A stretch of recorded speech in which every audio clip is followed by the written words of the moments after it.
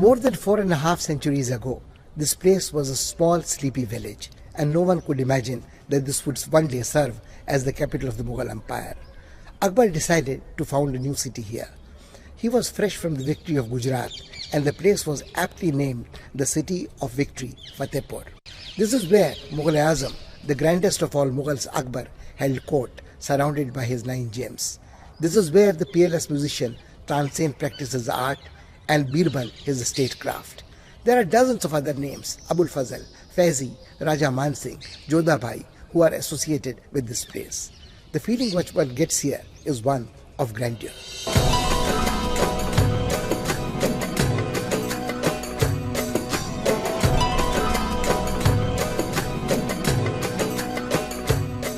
About 225 kilometers away from Delhi, the fort of Fatehpur Sikri is in Uttar Pradesh.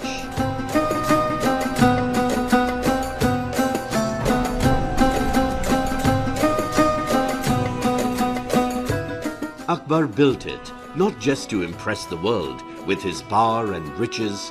His real purpose was to bind together the far-flung regions of his vast empire with the thread of unity.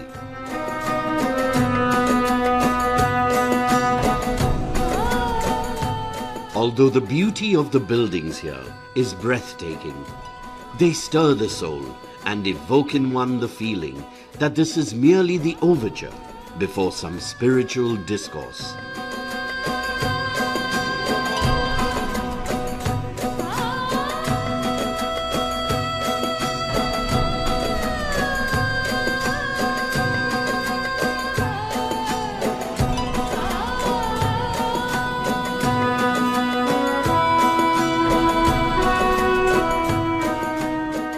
Akbar was greatly attached to Sikri.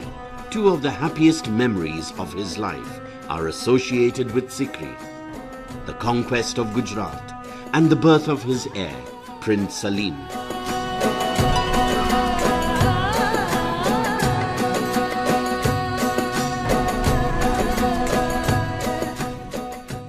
He supervised the building of this fort. He had his son, which was the most important thing for him, which was the raison d'etre for him to build Fatehpur Sikri, and that he could visualize the fusion of the cultures exemplified in the architecture.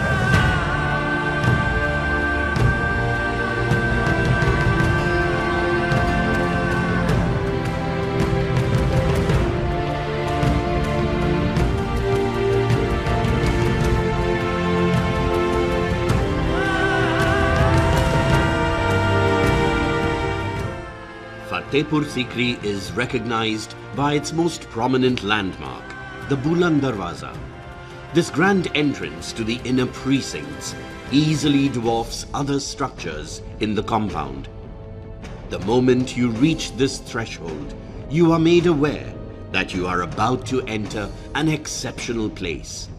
You become conscious of your responsibility to conduct yourself with corresponding dignity and grace.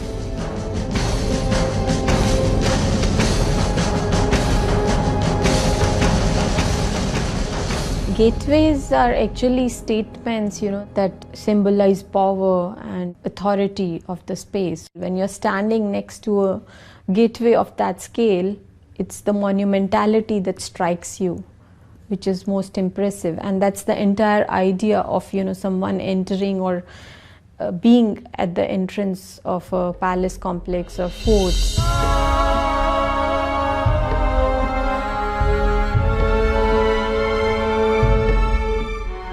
Emperor Akbar was deeply influenced by Sufi saints, and some historians believe that he chose this site for his new capital because this was the seat of the famous Sufi saint Salim Shah Chishti.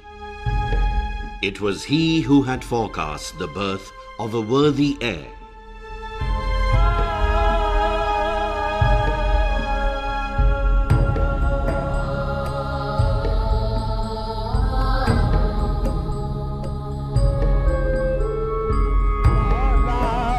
Salim Chishti, Akbar Salim चे मौला सलीम मेरे ख्वाजा सलीमा सलीम चिश्ती आका सलीम चिश्ती मौला आबाद कर दो दिल की दुनिया सलीम चिश्ती आबाद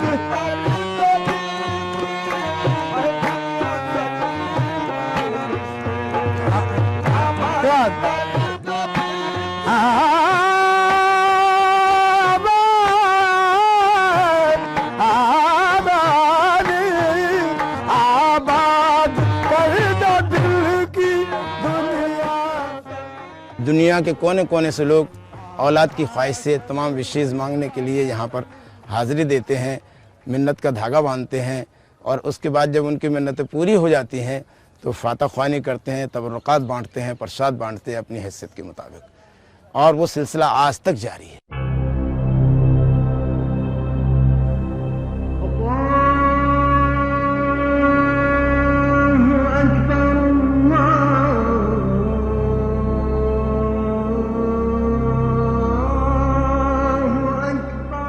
Emperor Akbar respected all religions.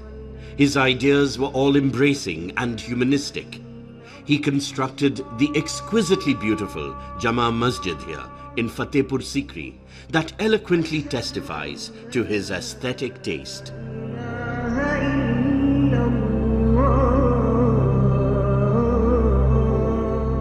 इस मस्जिद के अंदर चले जाइए तो आपको ये मालूम होगा कि आप किसी जैन टेम्पल में आ गए। आज भी जैन आर्किटेक्ट मौजूद है, हिंदू आर्किटेक्ट मौजूद है, डेजेंटिनी आर्किटेक्ट मौजूद है, महलों में बुद्धिस्ट आर्किटेक्ट मौजूद है।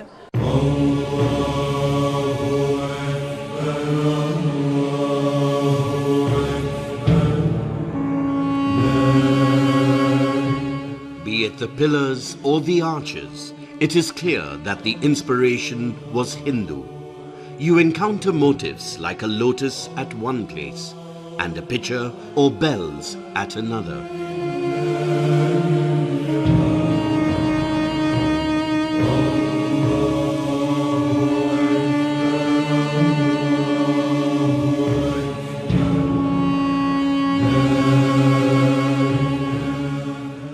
Among the names of great men who have ruled this country, the most memorable is that of Akbar. Not because he was a great conqueror or warrior, but because he had the wisdom to realize that the emotional integrity of this country was more important than anything else. The political independence and geographical integrity could only be preserved as long as there was this emotional bonding. Here, dwelling in Fatehpur Sikri, he conceived of the policies of Deen Ilahi and Sulh Kul that promoted communal harmony and synthesis. Here, the buildings in Fatehpur Sikri reflect this thought.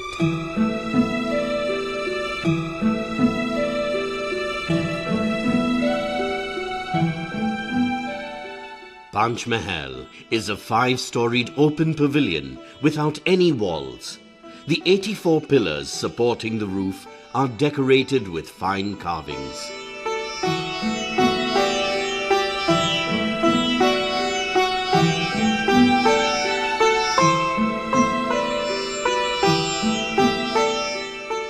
Although there is no record of the purpose it fulfilled, the beauty and serenity it exudes is unmatched. One experiences a sense of infinite open space. Man remains in communion with nature.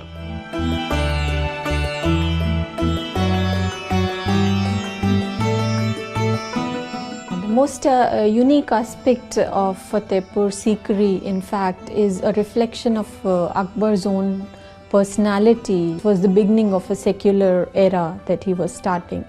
And you see that reflection in the spatial planning and architecture of Fatehpur Sikri. Till date, architects find it one of the most outstanding examples where you see a spatial fusion of the Mughal architecture with the indigenous Hindu architecture. Anoop Talab is built in the middle of the courtyard and comprises the innermost part of the palace.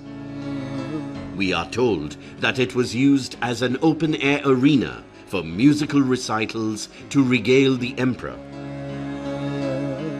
What Akbar really stood for was the fact that he understood and respected what India meant. He wanted to be a part of all the religions India represented, and yet he was very firmly rooted in his own culture.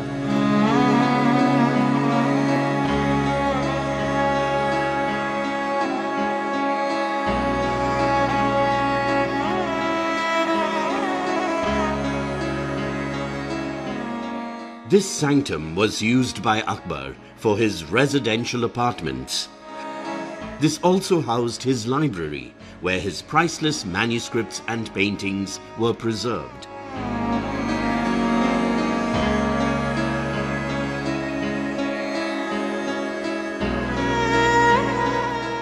The bedroom was aptly called Khwabgah, the dream house. The whole idea of being in his Khwabgah, where he could dream the impossible dream. He could dream of a unification of all the faiths, of spiritual unity, of the multiple faiths of India coming together. Akbar participated in metaphysical debates and at times settled intellectual disputations in the Ibadat Khana and Diwan-e Khas. It was here that he founded Deen-e-Ilahi and formulated the policy of Sulh-e-Kul that established lasting peace between the Rajputs and the Mughals.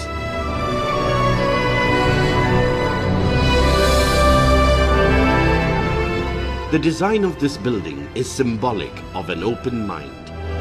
The massive central pillar represents unity in diversity. It has also been suggested that it replicates the Axis Mundi.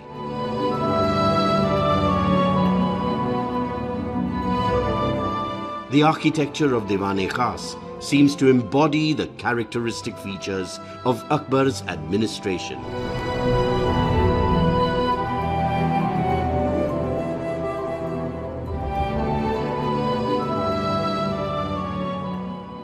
It was a place of great intellectual discourse, high governance. I mean, he had his Navratans, he had wonderful principles for building and consolidating his empire. This is where Akbar changed how the Mughals were going to rule India. It's where he defined inclusive systems of governance. He brought Jodhabai, he had his son. He celebrated his victories, he celebrated being the great Mughal emperor. So in many ways, Fatehpur Sikri was his statement of empire.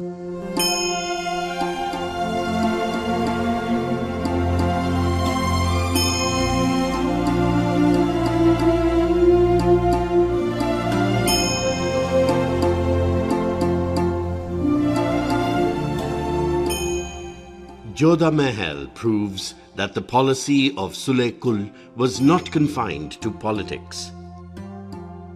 Akbar really desired to introduce Hindu Rajput traditions in imperial public life. Relevant practices celebrating diversity, he felt, could reinforce unity and lead to emotional integration.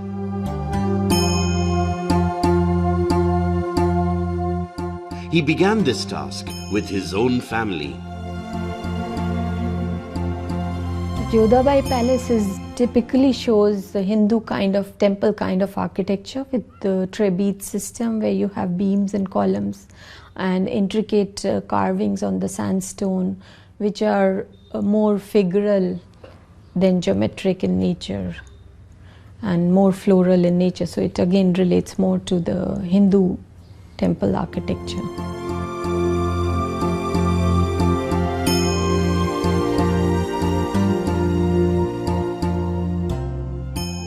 The style of Jodha Mahal is resilient and syncretic.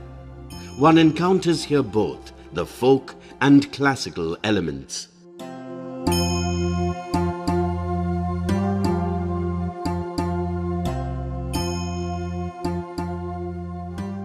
It is said that this palace was constructed under the personal supervision of Jodhabai, and she was the source of inspiration for the master craftsmen at work.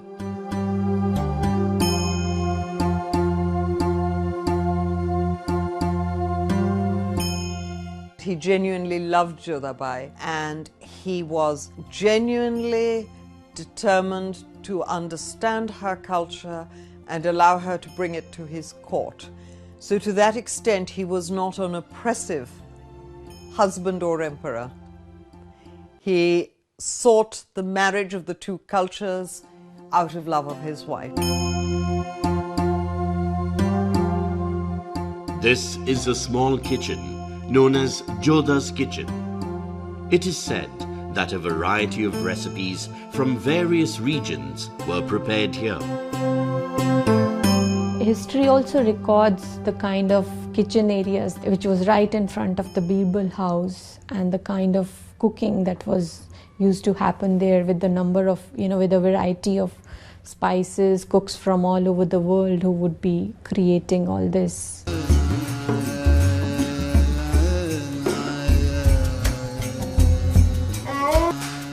The Mughal Empire was at its zenith during the reign of Akbar. Traders from different countries came to Sikri. This caravanserai tells us that the glory of the Mughal Empire depended not only on its military might, but also on flourishing trade and commerce.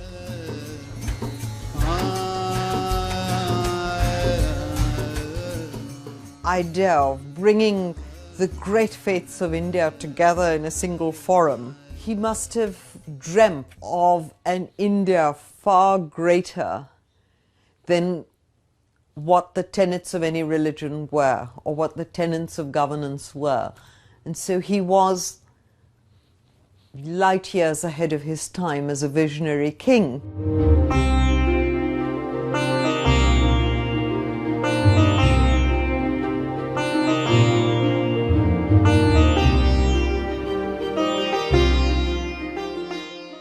Birbal Mahal is decorated with Hindu motifs and designs that recall old palaces and temples.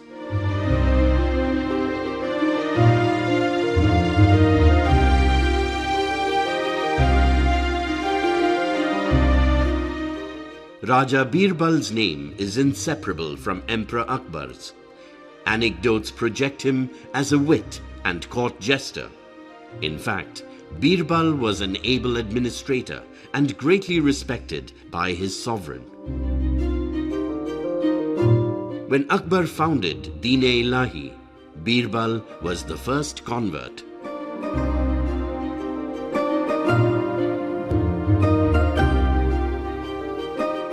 The notion of plurality was a notion that Akbar accepted with open arms. His Deen-e-Ilahi was ultimately an attempt to bring Hinduism and Jains and Buddhists and the various sects of Islam together into some kind of a congenial dialogue, and realize the fact that ultimately all religions lead to the same ultimate goal. This realization in Indian history was only with Ashok, who had these rock edicts which said, you will not disrespect any religion. And that entire story of Indian, shall we say, pluralism, the Indian respect for diversity and diverse views, got fortified by these two great emperors.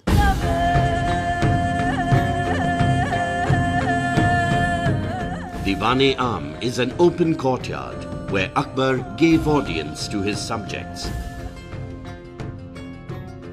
European travelers who visited Sikri during his reign have chronicled its pomp and opulence in a fascinating manner.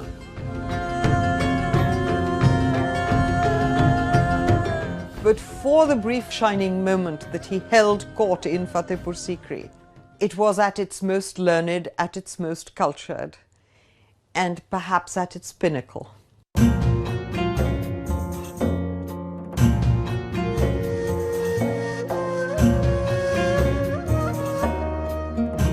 This is Turki Mahal. Akbar was very excited and enthusiastic about his new capital.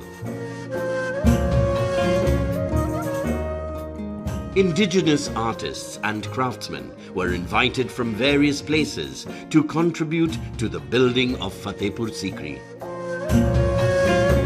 Whatever took the emperor's fancy was recreated here.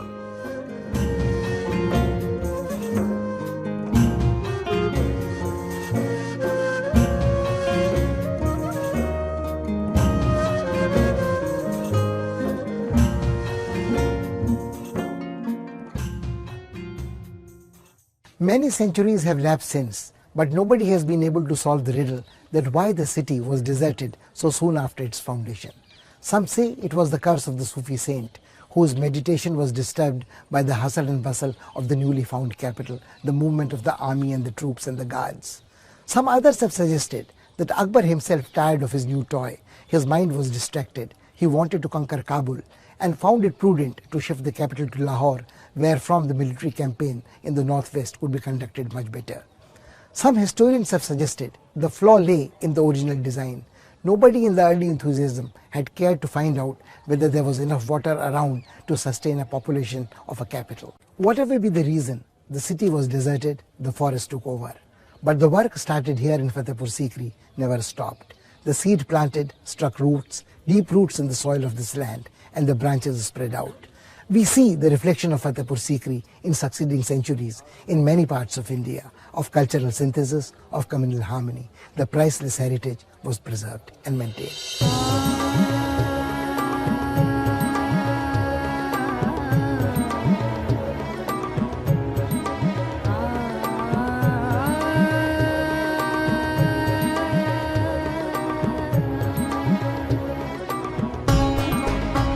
Fatehpur Sikri tempts visitors to come again and again.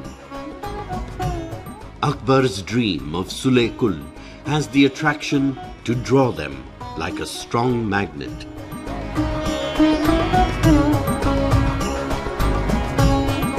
If I go to Fatehpur Sikri as a tourist, I would love to be able to understand and feel the dreams that Akbar dreamt, and to be able to understand the multiple layers at which life must be lived. There must be high sport, there must be great intellectual discourse, there must be profound spiritual belief. There must be everything. When we visit Fatehpur Sikri, we need to dream, because it would be as relevant today as it was then.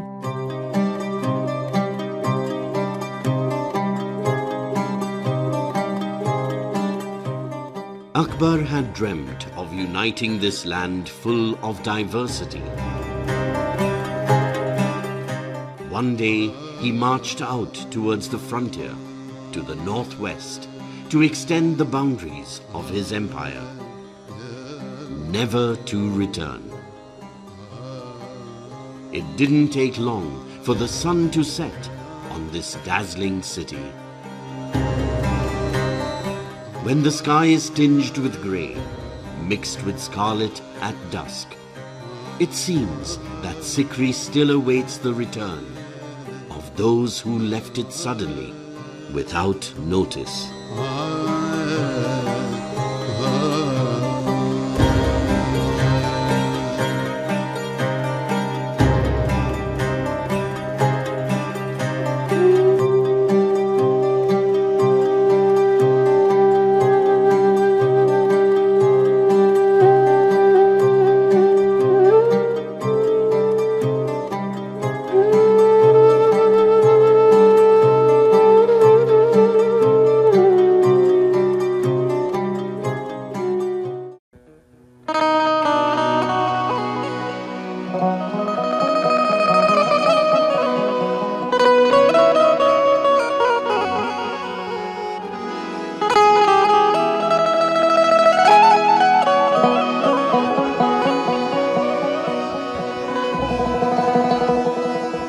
Khwaja जी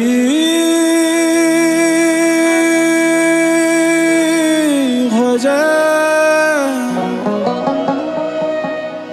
ख्वाजा जी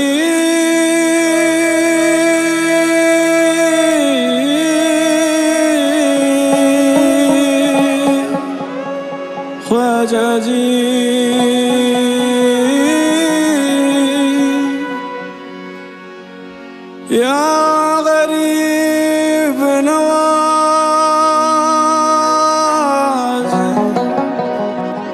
या गरीब नवाज,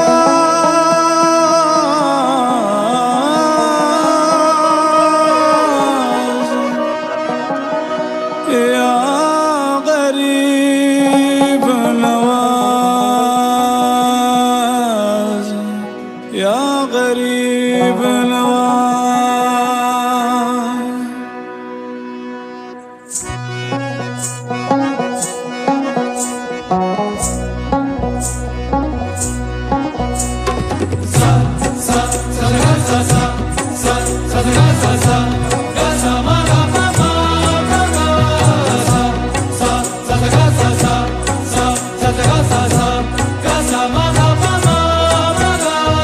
ख्वाजा मेरे ख्वाजा दिल में समा जा, शाह का शाह तू अली का दुलारा।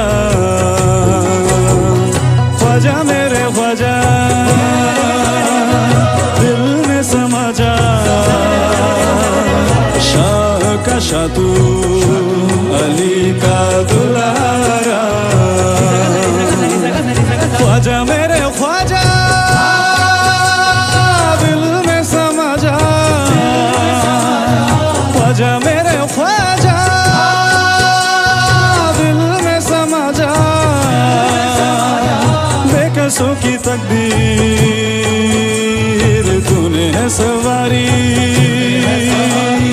बेकसों की तकदीर तूने है सवारी। ख्वाजा मेरे ख्वाजा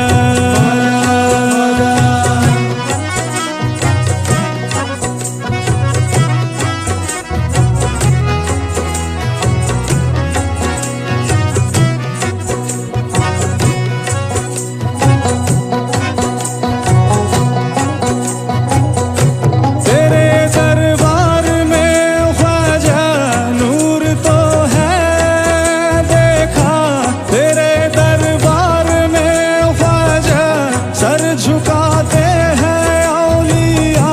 तू है उनल वली ख्वाजा, रुतबा है प्यारा, चाहने से तुझको ख्वाजा जी मुस्तफा को पाया। ख्वाजा मेरे ख्वाजा दिल में समा जा, शाह का शाह तू अली का दुलारा। ख्वाजा मेरे ख्वाजा दिल में समा जा, शाह का शाह तू अली का दुलारा।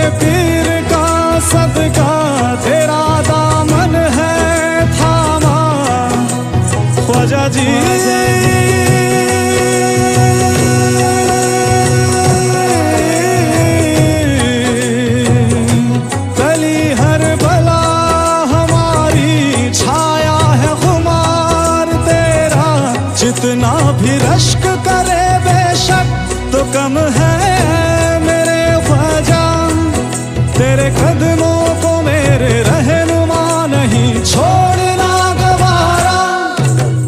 ख्वाजा मेरे ख्वाजा दिल में समा जा, शाह का शाह तू अली का दुलारा। ख्वाजा मेरे ख्वाजा दिल में समा जा, शाह का शाह तू अली का दुलारा। ख्वाजा मेरे ख्वाजा दिल में समा जा, ख्वाजा मेरे ख्वाजा दिल में समा जा। बेकसों की तकदीर तूने है सवारी, बेकसों की तकदीर तूने है सवारी।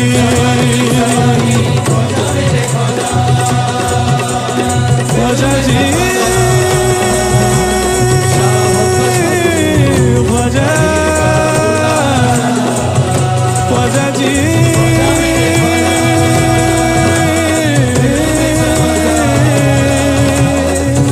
ख्वाजा जी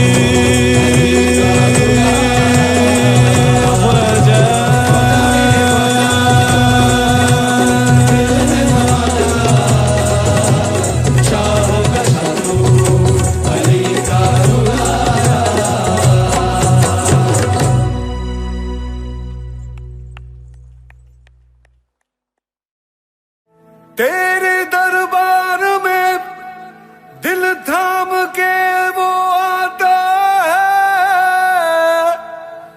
जिसको तू चाहे है नबी तू बुलाता है। तेरे दर पर सर झुकाए मैं भी आया हूँ, जिसकी बिगड़ी आए नबी चाहे तू बनाता है।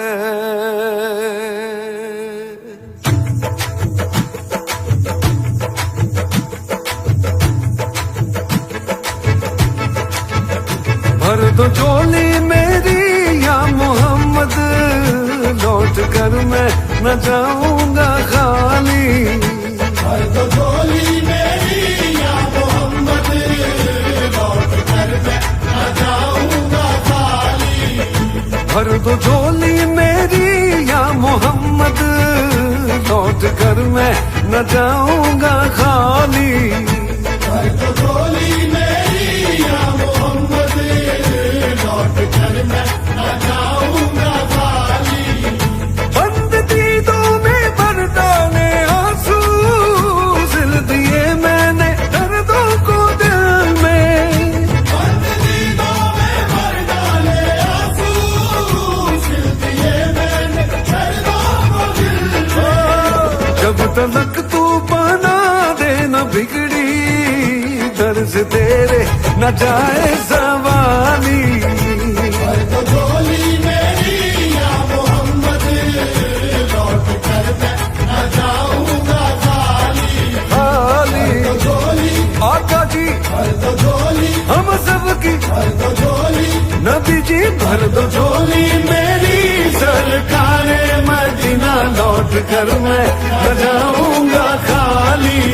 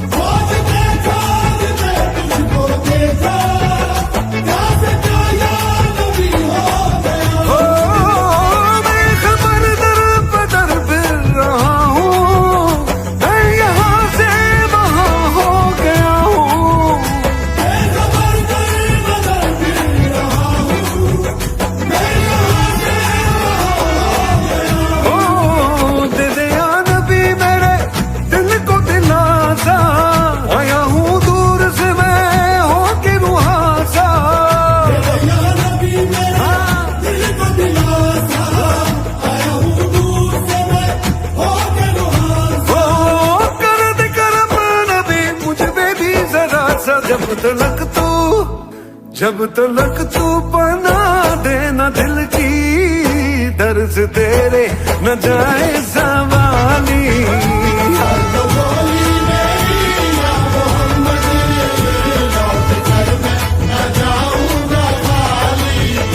भर दो झोली मेरी ताजदारे मदीना लौट कर मैं न जाऊंगा खाली भर दो झोली मेरी या मोहम्मद लौट कर मैं न जाऊंगा खाली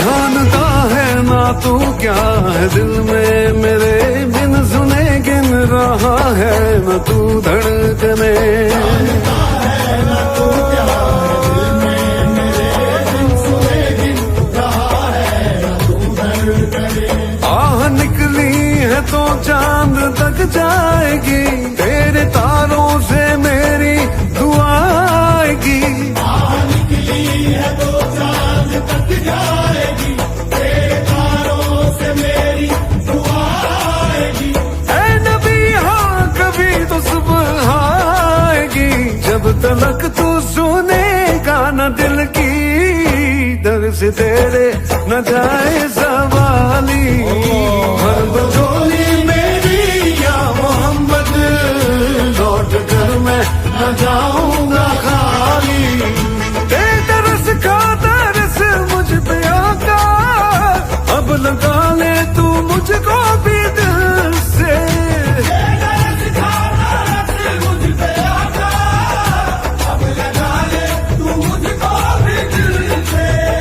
जब तलक तू मिला देना बिछड़ी दर से तेरे न जाए सवाली भर दो झोली मेरी या मोहम्मद लौट कर मैं न जाऊंगा खाली भर दो झोली आका जी भर दो झोली हम सब की भर दो झोली नबी जी भर दो झोली मेरी सरकारे मदीना लौट कर मैं न जाऊंगा खाली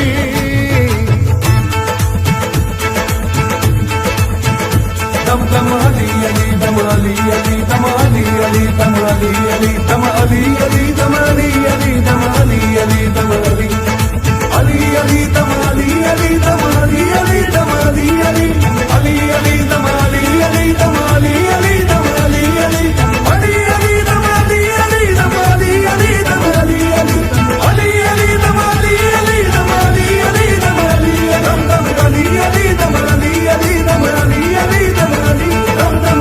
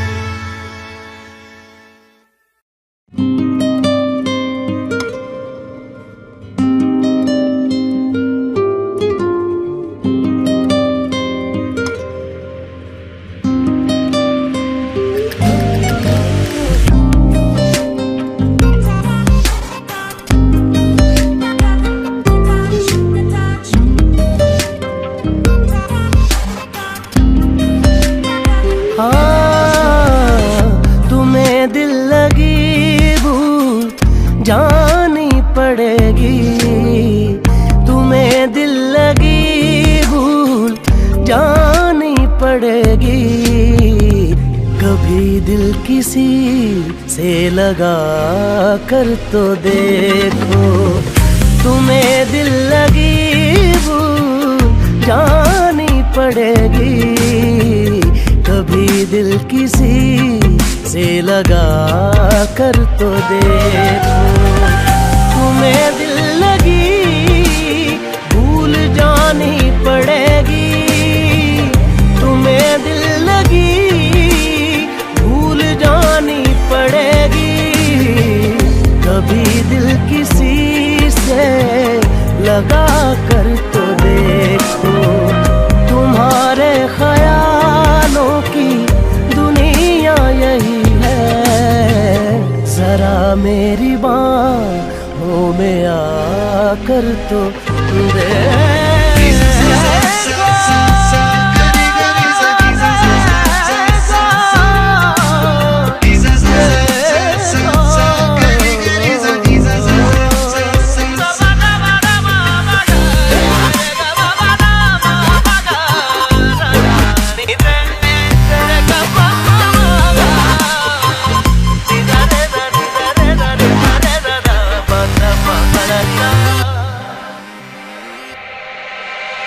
देख के मुझे क्यों तुम देखते नहीं, यारा ऐसी बेरुखी हाँ सही तो नहीं। रात दिन जिसे मांगा था दुआओं में, देखो गौर से कहीं मैं वही तो नहीं। मैं वो रंग हूँ जो चढ़ के कभी छूटे ना। मैं वो रंग हूँ जो चढ़ के कभी छूटे ना दामन से। तुम्हें प्यार से प्यार होने लगेगा, तुम्हें प्यार से प्यार होने लगेगा। मेरे साथ शामें बिता कर तो देखो।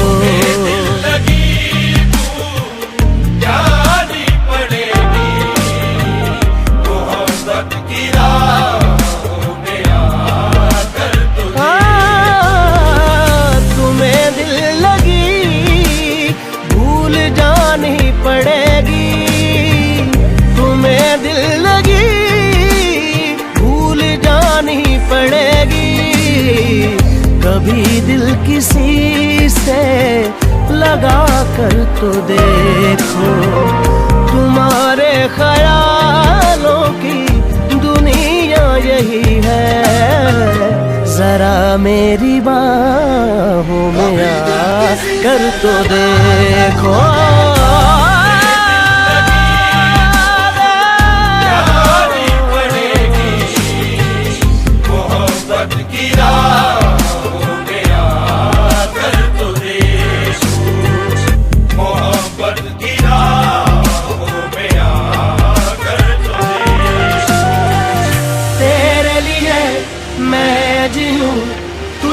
ही मैं जान दूं, दिल की कहूँ दिल की सुनूं। इश्क है दिल लगी नहीं, दिल लगी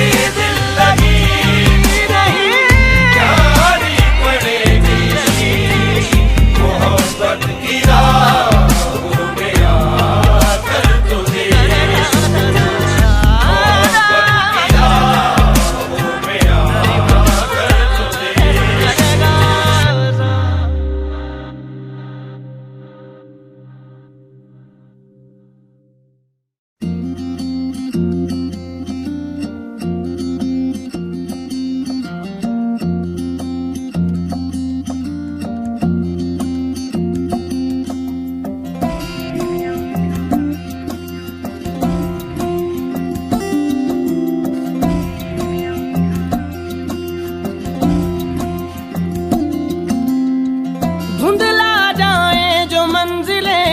एक पल को तू नजर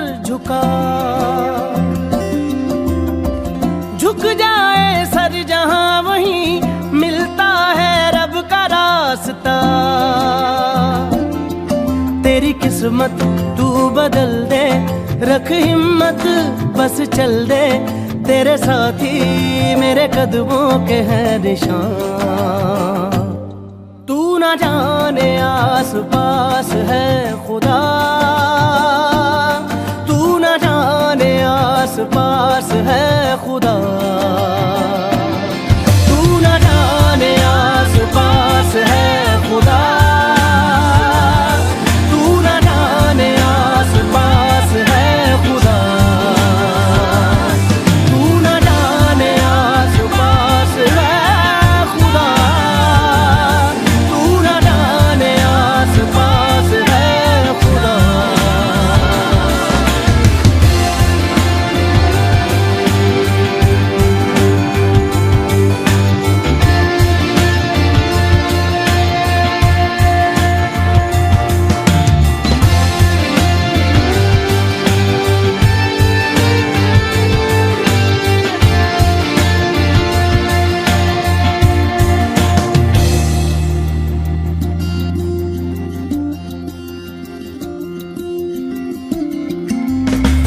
खुद पे डाल तू नजर, हालातों से हार कर कहाँ चला रे, हाथ की लकीर को मोड़ता मरोड़ता है हौसला रे, तो खुद तेरे ख्वाबों के रंग में तू अपने जहां को भी रंग दे, कि चलता हूँ मैं तेरे संग में, हो शाम भी तो क्या जब होगा अंधेरा, तब पाएगा दर मेरा, उस दर पे फिर होगी तेरी सुबह।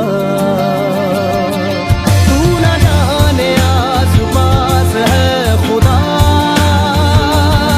तू ना जाने आस पास है खुदा, तू ना जाने आस पास है खुदा, तू ना जाने आस पास है खुदा।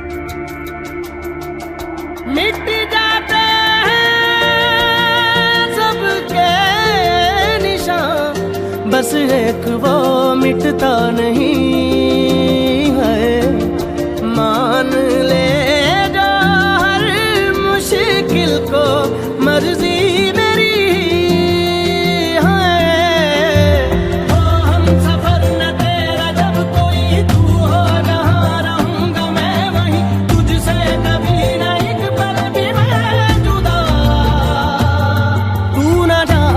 आस पास है खुदा, तू ना जाने आस पास है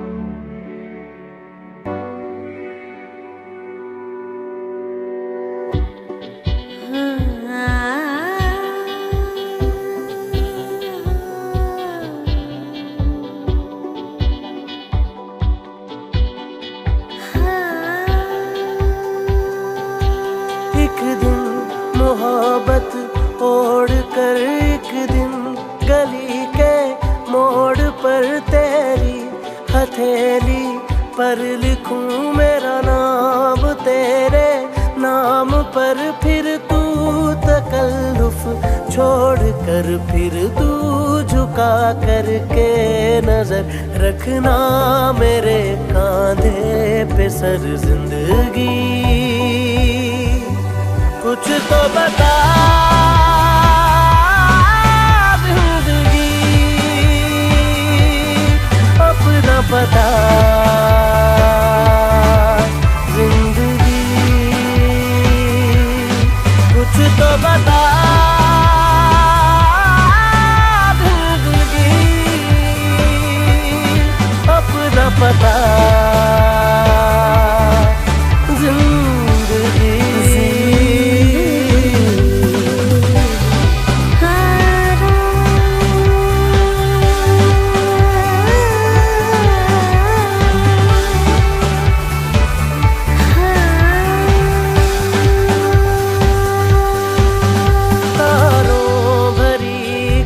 रात में तेरे खत पढ़ेंगे, साथ में कोरा जो पन्ना रह गया एक कांपते से हाथ में, थोड़ी शिकायत करना तू थोड़ी शिकायत मैं करूं, नाराज बस ना होना तू जिंदगी।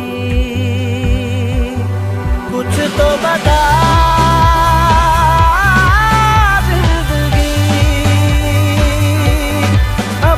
पता जिंदगी, कुछ तो बता जिंदगी, अपना पता जिंदगी, जिंदगी।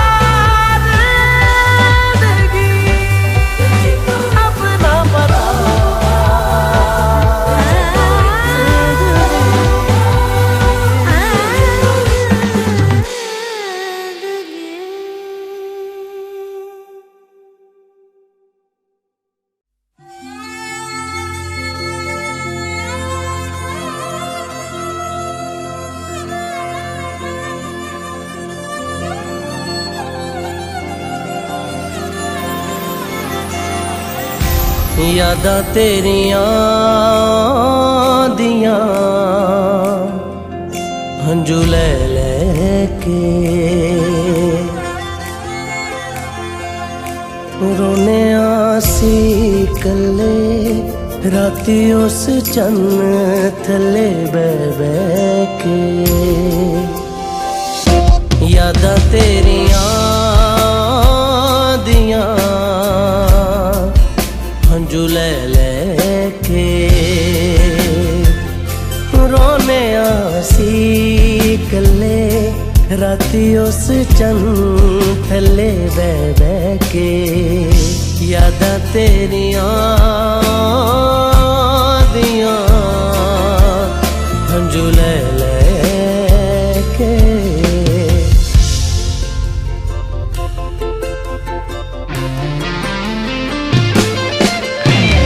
तेरे बिना दिल तड़कदा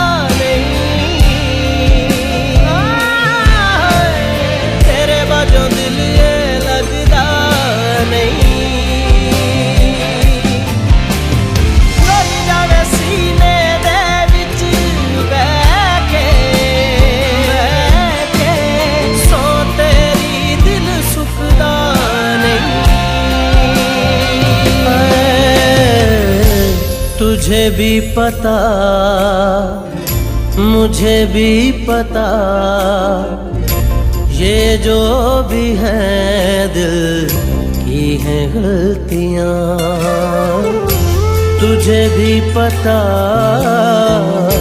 मुझे भी पता ये जो भी है दिल की हैं गलतियाँ।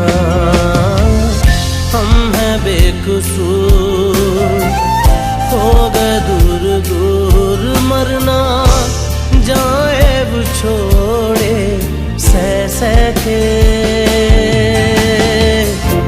यादां तेरियां दियां हंजू ले के यादां तेरियां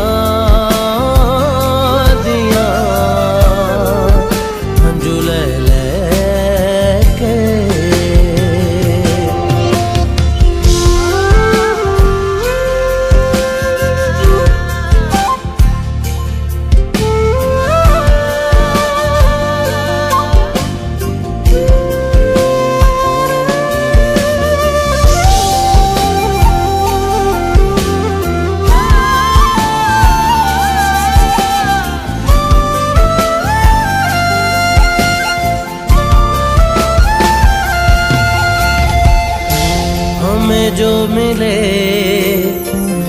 ये जो फासले मर्जी नहीं हमारी रब के हैं फैसले। हमें जो मिले ये जो फासले मर्जी नहीं हमारी रब के हैं फैसले। हाथों की लकीर जो मोड़ देती हीर रांझा आता नहीं ख्यालों में रह के यादां तेरियां दियां हंजू ले के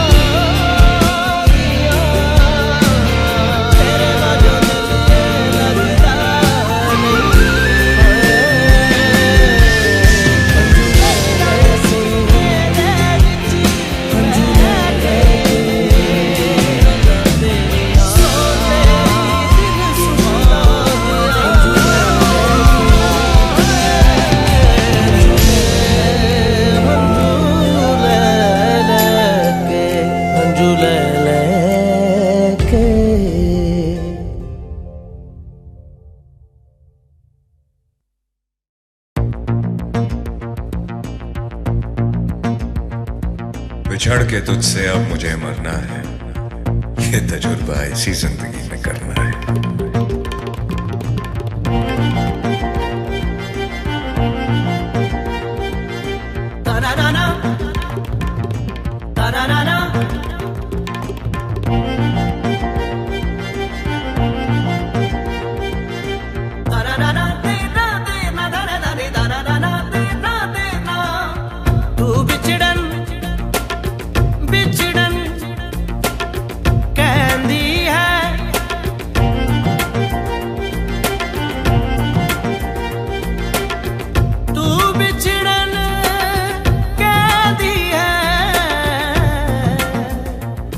बिछड़े तो जी ना पाएंगे, बिछड़े तो जी ना पाएंगे, बिछड़े तो ना जी पाएंगे,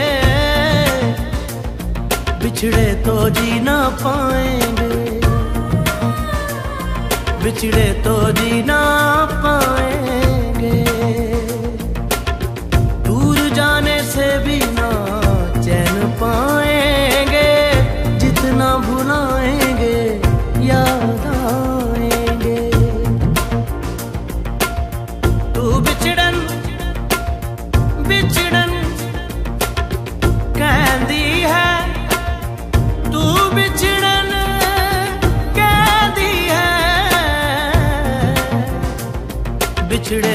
जी ना पाएंगे,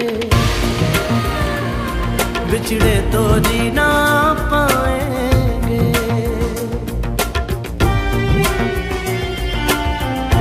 सारेगापा सारेगापा